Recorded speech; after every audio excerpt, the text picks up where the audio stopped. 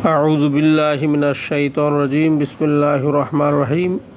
In the name of Allah, the Beneficent, the Merciful, all praise belongs to Allah. প্রিয় মুসলিম ভাই বোনেরা, প্রিয় ছাত্ররা, আসসালামু আলাইকুম রহমতুল্লাহ। মহান আল্লাহ তাআলার দরবারে শুকরিয়া আদায় করছি যে মহান রব্বুল আলামিন আমাদেরকে সকালবেলায় কোরআনে কারীম তেলাওয়াত করার তৌফিক ইনায়েত করেছেন। আমরা আল্লাহ তাআলার দরবারে শুকরিয়া আদায় করি আলহামদুলিল্লাহ। মহান আল্লাহ তাআলার কাছে শুকরিয়া আদায় করার পরে আমরা একটি হাদিস বর্ণনা করব ইনশাআল্লাহ।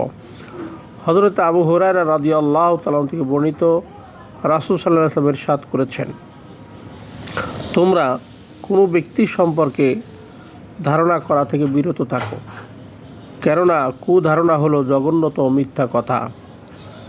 কারো দোষ ত্রুটি জানার চেষ্টা করো না এবং গোয়েন্দাগিরি করো না, আর একজনের উপর দিয়া মাল দামাদামি করিও না এবং দালালি করিও না। তোমরা পরস্পরের মধ্যে হিংসা বিদ্বেষ শত্রুতা রেখো না। পরোক্ষ নিন্দাবাদে একে অপরের পিছনে লেগো না, বরং তোমরা সকলেই আল্লাহর বান্দা, নিজেরা ভাই ভাই হয়ে যাও। অপর এক রেওয়ায়েত আছে, পরস্পরের পার্থিব বিষয়ে প্রতিযোগিতা করো না। রাহু বুখারী শরীফের হাদিস। তাহলে এই কাজগুলি আমরা করব ইনশাআল্লাহ। এক নম্বরে কি করব না, একজনের সম্পর্কে কুধারণা করা যাবে না। যাবে? তাহলে কুধারণা করব না। দেখা গেল সেই লোকটা এরকম কাজ নাও করতে পারে। দুই নম্বরে আমরা একজনের দোষ ত্রুটি জানার চেষ্টা করব না। তিন নম্বরে গোয়েন্দাগিরি করব না, একজন আরেকজনের পিছনে লেগে থাকা, কি করে জানা, এ বিষয়গুলি আমরা।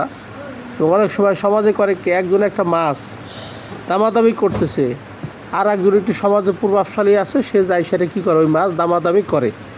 নিয়ম হলো একজনের দামাদামি কথাবার্তা শেষ হওয়ার পরে সে কী করবে, আর একজন মাছ বা কোনো জিনিস কী করবে, দাম করবে। একজন লোক দাম করতেছে, তার ভিতর দিয়ে আর একজনের দাম করে বসলো, এটা কিন্তু ঠিক না। এবং আর একজন আর একজনের পিছনে লাগিয়ে থাকা, মানে কীভাবে তার ক্ষতি করা যায়, তাই না? এই কাজগুলো করা যাবে না। পরস্পর ভাই ভাই, আর মুসলিমু নুন, মুসলমানরা কি ভাই ভাই। এই জন্য মহব্বতের সাথে চলতে হবে, একে আর একজনের ক্ষতি করা যাবে না। একজন মুসলমান আর একজনের মুসলমানের উপস্থিত এবং অনুপস্থিত সর্বহালাতে তার কল্যাণ কামনা করতে হবে, তার জন্য দোয়া করতে হবে। মহান আল্লাহ তাআলা আমাদেরকে এই হাদিস আমল করার তৌফিক দান করুক, আমিন। আসসালামু আলাইকুম ওয়া রাহমাতুল্লাহি ওয়া বারাকাতুহু।